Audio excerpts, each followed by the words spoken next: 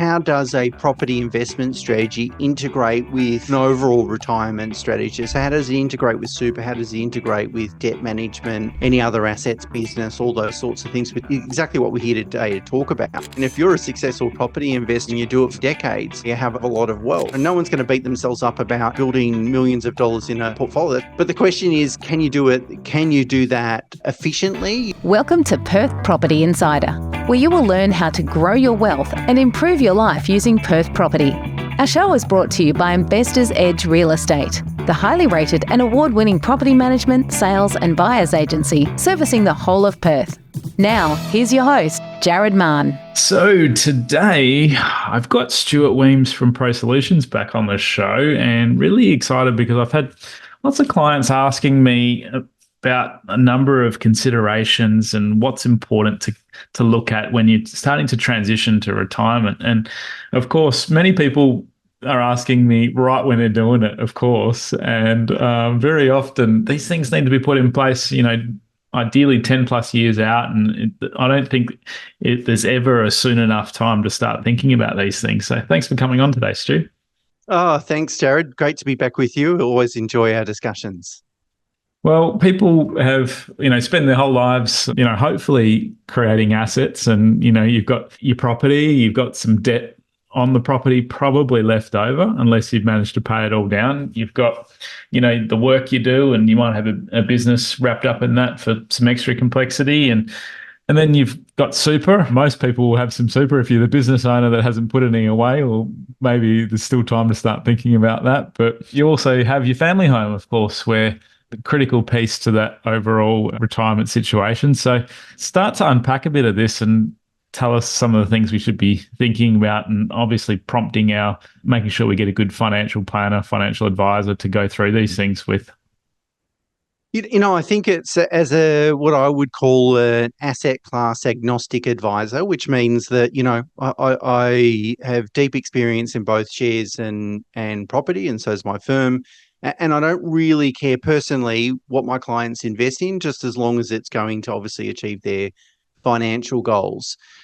Good to put that out there too, because I think property investors are just so property focused and centric. And then a lot of financial planners don't understand property and the other way. So it can be hard when you don't know who to speak to. Yeah, and it's exactly where I was getting to, is that it is difficult to, how does a property investment strategy integrate with an overall retirement strategy? So how does it integrate with super? How does it integrate with debt management, any other assets business, all those sorts of things? But exactly what we're here today to talk about. But it's been difficult, I think, historically, for people to kind of work that information or those answers out themselves, just because you're either at sort of either end of the scale. You go and seek advice, and they won't really know a lot about property. A lot of advice firms will say, yeah, we consider it, but it's really an adjunct, or it's client led rather than advisor led. So the client comes and, I want to go and buy an investment property. That's fine, let's go and do that. But they won't come up with the strategy, the idea, set the budget for it, the ownership structure, all those sorts of things. So that's one end of the scale. The other end of the scale is that people try and do it all themselves, and that's fine, but they tend to just they find one thing that works and just repeat that until they can't repeat it anymore, and that really describes a lot of property investors. Well, I was definitely on that track until I met you. Yeah. And so the problem, it's not necessarily a problem per se. I mean, if you're a successful property investor and you do it for many decades, you're going to be in a position where you have a lot of wealth.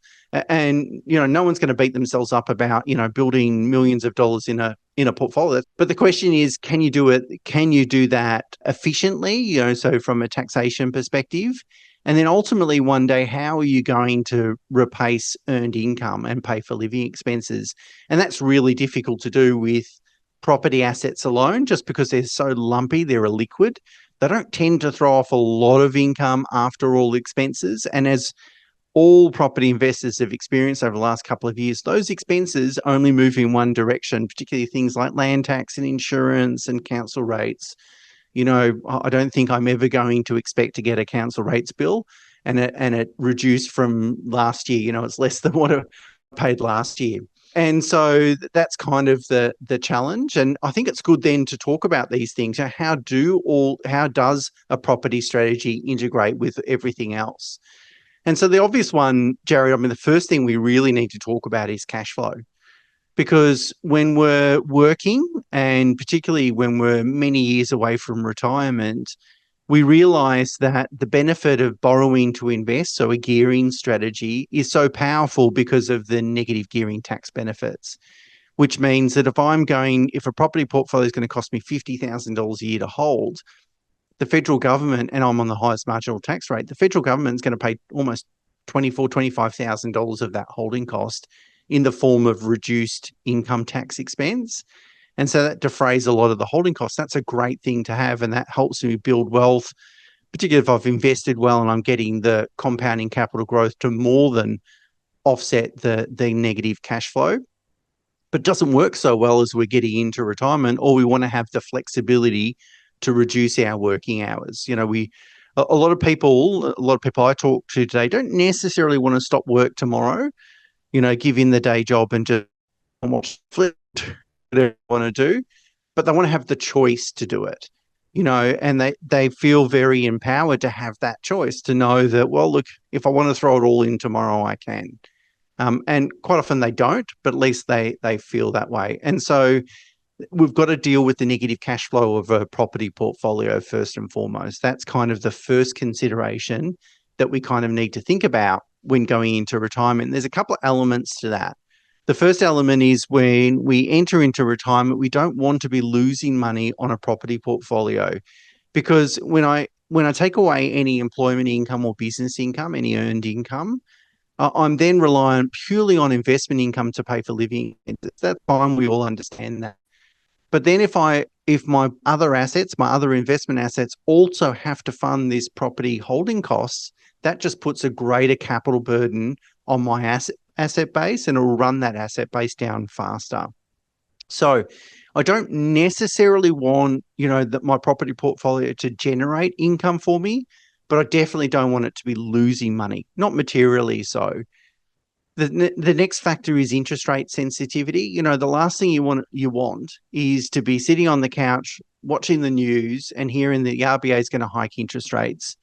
All of a sudden, your cash flow is a bit tight. You might have to cancel a holiday. If you're retired, cancel a holiday, or maybe even contemplate going back to work, just because you're so sensitive. Your cash flow is so sensitive to interest rates. So you don't necessarily want to have nil gearing. So it's not about repaying all loans by the time you get to retirement, because having some debt in a property portfolio is actually quite efficient. But you certainly don't want to have that sensitivity to interest rates. That's the last thing you want to be at that age and stage of life, is worrying about interest rates. And the last factor is that if I'm going to hold debt, a certain level of debt, for as long as I'm going to be a property investor, and I would argue most people would be better. I mean, it's up to risk appetite. Some people just hate it and want to get to zero in terms of debt. But I would argue, putting that aside, you should have some level of debt long term. It's important to be able to be in a position where you're able to refinance that debt, which means that if you're on interest only, you can roll over to another interest only term. If your interest rate's a little bit higher, you can tell the bank, if you don't match, I'm going to move and go down the road and refinance to another lender. One thing we've found over the last sort of couple of years, after the RBA started hiking interest rates in 2020, a lot of people lost out of the refinance market just because credit policy had tightened and interest rates are much higher. And that sort of locked them into their current arrangements, which might not be very optimal, particularly if they're retired, particularly if their loans flicked over to principal interest. All of a sudden, they've got greater expenses at a time when they don't need it. They're the things you want to be thinking about in terms of what debt levels do I want into retirement to make sure I don't have that sensitivity, to make sure the property portfolio is not taking money out of my pocket, and that I'm able to proactively manage my debt profile well into retirement. And I guess the answer to that question, Jared, is reduced debt. And that could come from a couple of different mechanisms. Of course, cash flow, you could keep putting money in offset accounts to notionally reduce your debt. And you rightly pointed out that some of these things are important to think about. well in advance of leading into wanting to, or potentially entering into retirement.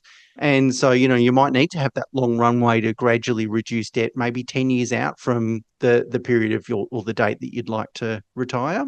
Some other options, of course, include divesting of property. So, you might have 3 investment properties. You think, oh, look, I'll try and use cash flow, but if that doesn't work, I can always sell one property, reduce a substantial amount of debt, and keep the other 2 at a much lower loan to value ratio.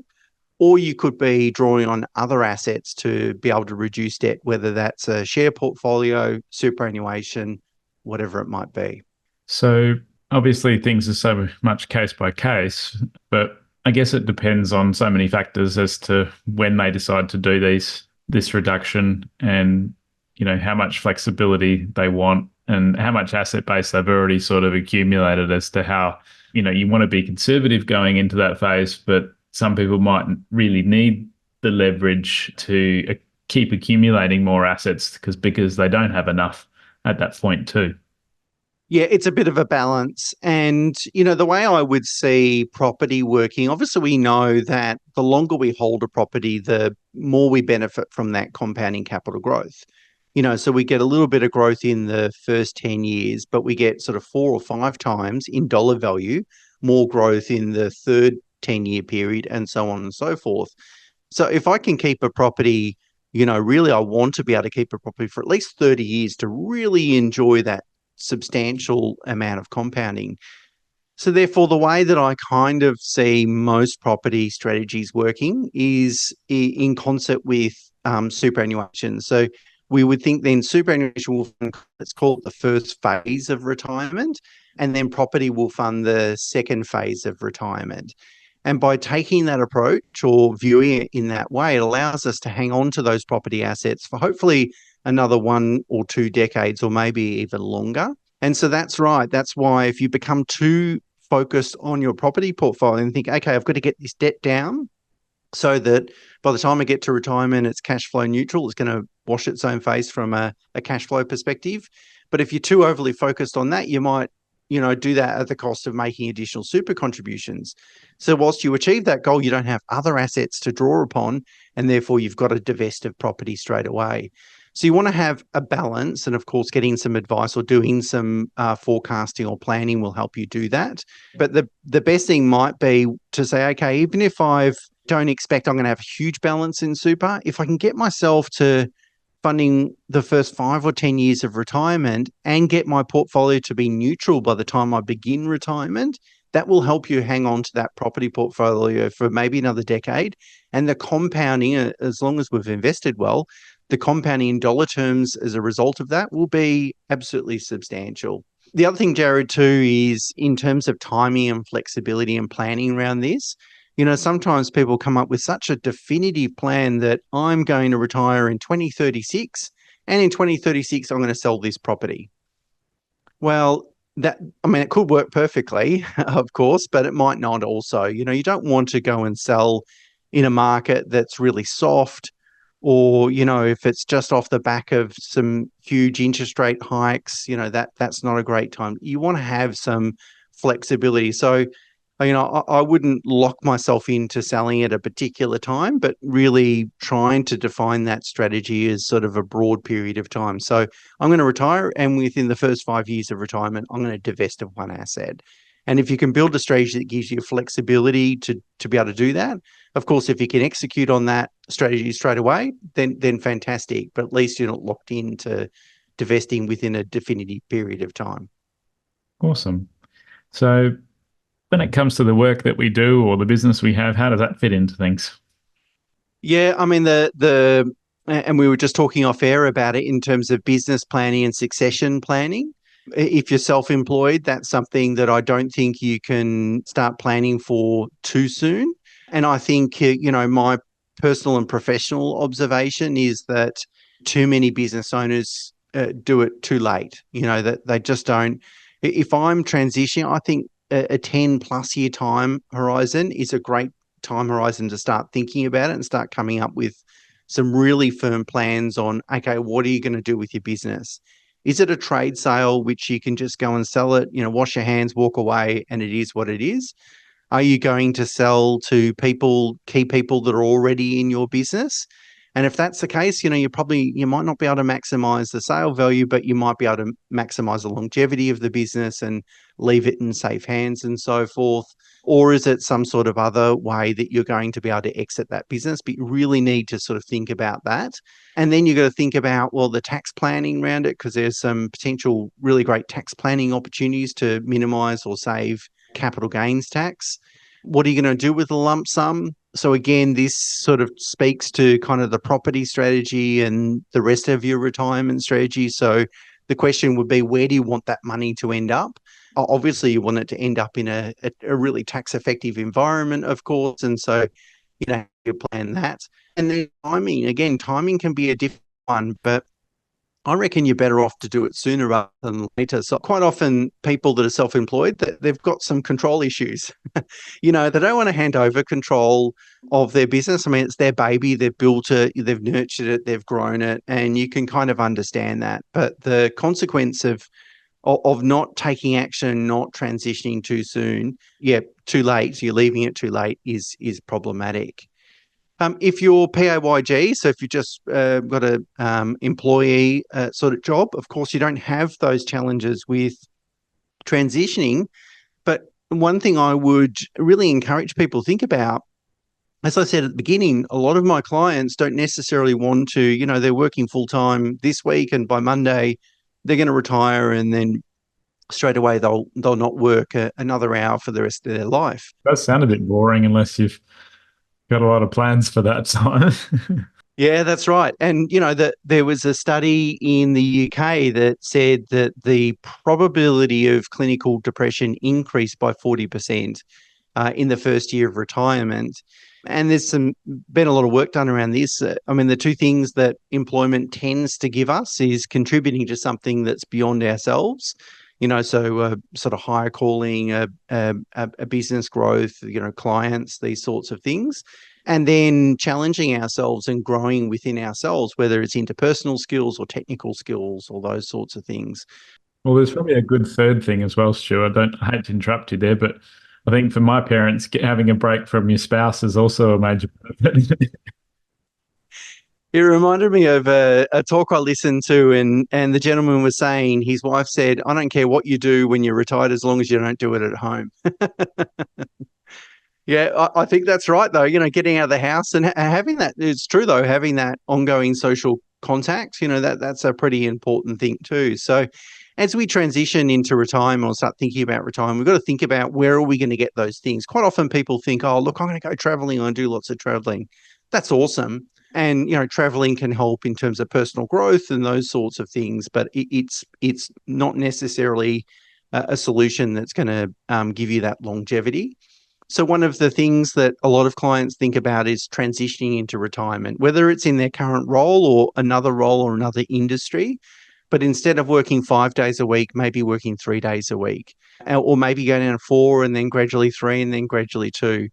Depending if they're professionals, they might do some consulting work. So again, not as a sort of PAYG employee, but some sort of project work, which allows them to sort of balance a bit of travel, go and travel for a couple of months, come back to a 3-month project and so forth. Now, the financial planning benefit of that approach is substantial because whilst I might not necessarily have additional capital to contribute to investments, if I can at least cover my living expenses and traveling expenses and so forth, it delays needing to eat into the capital income from my asset base. And I can't underestimate the compounding benefit of being able to do that. So someone that is able to sort of transition from 60 to 65, might get to a position where they've got a perpetual portfolio, they'll never run out of money. Whereas if they finish work in totality at age 60, that they might have to make some compromises in terms of living expenses. So it can be a really good thing to think about, how am I going to transition into retirement? Not only there's a lifestyle element to it, as we've talked about, but of course there's some positive long-term financial planning benefits as well. Good one.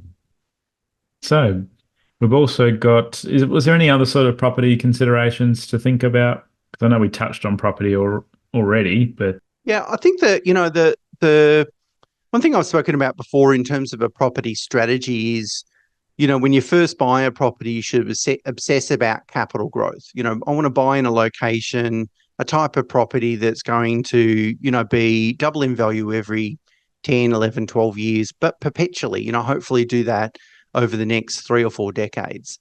And of course, you can't change the location of your land, after you bought it. So of course, that's the thing that you should obsess about when selecting an asset.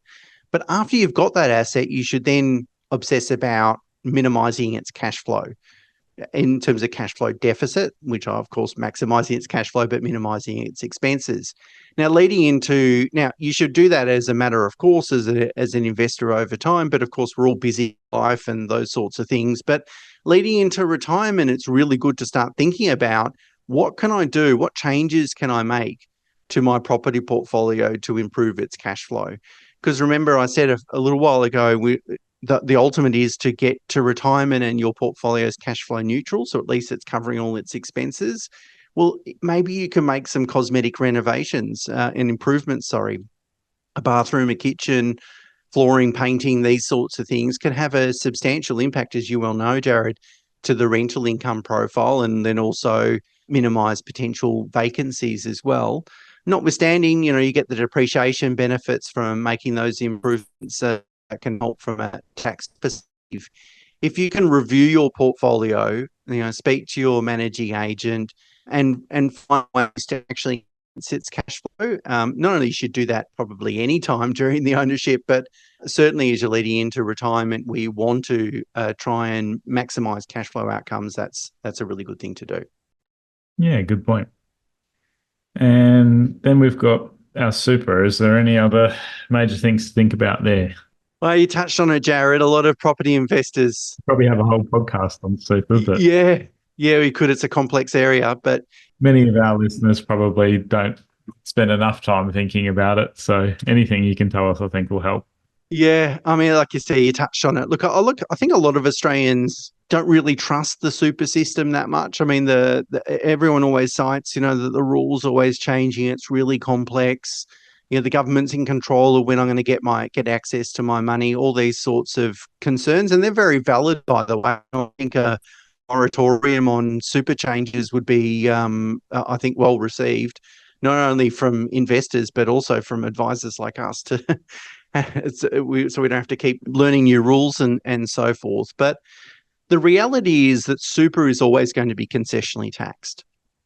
So there's always going to be some tax benefits to having a certain amount of wealth inside super. Now, of course, we know that the Albanese government tried to introduce some legislation to tax higher balances. And I think that's always going to be a risk. So you don't want to put all your eggs in one basket, but by the same token, you don't want to completely ignore super as well. And I find that a lot of investors, property investors, tend to do that. Now, it depends on your age and stage of life. And you're in your 30s and, you've got another 3 decades of working life ahead of you. That's cool. Don't ignore super, but it doesn't have to be a key focus necessarily at that stage of life. But certainly 10, 15 years out from retirement, you certainly should be having a good understanding of, what role will super play in your retirement strategy. And by July this year, each individual will be able to have up to $2 million in super that's going to be completely tax-free. So no capital gains tax, no income tax on investment earnings or anything like that. So as you can see, Jared, the problem with if property investors are too focused on property, they're going to have all their assets outside super. They're going to be paying tax. Whereas compared to someone that had been a little bit more focused on super, they potentially have $2 million. So if you've got a spouse, up to $4 million of your family's wealth in an environment that attracts zero tax. I think that's just too good to ignore. Now, I'm not suggesting everyone should put, that exact amount into super. I guess what I'm saying is ignoring it doesn't make a lot of sense as well. And so one of the challenges for property investors is trying to optimize their ownership structures. Again, if I'm a property investor and I'm aggressively building wealth in property using gearing, one of the potential downsides to that strategy is I'm going to have most of my wealth in an ownership structure other than super. Now that's like, now that could be okay for a while, but the thing that I want to be asking myself is, and you don't have to do it necessarily by 60, but say in my 60s, how am I going to start to get more and more of that money into super? Because why would you want to pay tax on investment earnings if super doesn't attract that tax? And there's a few ways that you can do that. Of course, you can't take property with you. So at some point, you're probably going to have to sell an asset or maybe a couple of assets, depending on your financial position. A good way of moving some of that wealth into super. So I might be selling an asset to reduce debt, or I might be selling an asset just to improve my liquidity. I'll do that when I'm in retirement, try and minimize capital gains tax as much as I can, and then maybe make non-conditional contributions into super just to try and get more and more money in there. And a spouse, a family unit, can contribute up to 720,000 in one hit. Would be a good way of gradually getting more money into super. But I guess the key thing here is just really thinking about ownership structures and trying to make sure that I'm optimizing my tax position in retirement. There's not a lot necessarily we can do, particularly if you're in an employee, to minimize tax during your working life. But you definitely want to make sure that you're not paying or at least minimizing tax as much as possible on any investment earnings. Otherwise, you end up sort of paying, it's a bit of a double whammy, you end up paying tax twice. Mm. And then finally, we've got our family home. So what are some of the things we should be thinking about here? And I know we've spoken about different possible strategies previously, but I guess as part of the whole picture, what should we consider? Yeah, look, there's some common, common things that people contemplate when sort of moving into retirement or contemplate moving into retirement. Of course, the first thing that's important to point out is, of course, we don't want to have any non-tax deductible debt when we go into retirement. And if we do, we want to have a really firm strategy on how we're going to make that disappear relatively quickly. Now, I think that would be on most people's minds anyway, in terms of wanting to repay their home loan down to zero by the time they get into retirement. But worth mentioning anyway. There's some strategies that common strategies that people contemplate. One of the big things is they might have a family home that's quite large. Now, their children might then have children, so grandchildren, and they might need the space in order to do that. But in a lot of circumstances, your children relocate, so they might not necessarily be living in the same state as you, maybe not in the same country. And so sometimes, or I find quite often, clients will start to really reconsider their where they want to live and what that sort of looks like. And that could be a combination of, splitting some time between, say, a beachside location or treeside location and the city, or it could be something more substantial than that. In fact, moving interstate or doing those sorts of things. Of course, if you think that's going to be your strategy, then the first thing that sort of comes to my mind is, when are you going to buy those assets? But there's some challenges around that as well, because it's sometimes difficult to forecast these things. So if I had a client that said, look, I think we would want to sell let's say they lived in Melbourne or Perth, whatever it might be, we want to sell our house in this capital city. And we want to have a small apartment in the city and then something outside of the city. I would start thinking about, well, when should we buy this small apartment? Because if we don't buy it for another 10 or 20 years, chances are it's going to cost us a lot more in that time. And we're going to have to use after-tax dollars to obviously fund that acquisition, because obviously it's not an investment. Alternatively, what we could think about is, why don't we buy that asset now and treat it as an investment property? So buy it with an investment lens, in terms of buy a good quality asset that's going to give us some good growth over that period of time. And then we can eventually move into that property when we go and sell the family home. Now, that's doable if we can actually take that approach. That is, buy an otherwise great investment and then treat it as an investment till we eventually occupy. You can't necessarily always do that with a property that might be in the country or by the beach, and the challenge there is, we don't always know what that property looks like, or whether there's some longevity to a change like that. So quite often I would say, yeah, if we can buy an investment grade property, why don't we do it as soon as we can? That makes sense. But if it's a lifestyle change in terms of moving outside of a capital city, for instance, I would normally try and counsel my clients to, why don't you go and rent in an area, go and rent a house on a permanent basis for a 12-month period, knowing that you might not occupy the property for, continuously for that 12 months, but at least you kind of get to try before you buy, and you get to work out, does it get a bit boring during winter if you're in a beachside location, for instance? Maybe it won't work forever.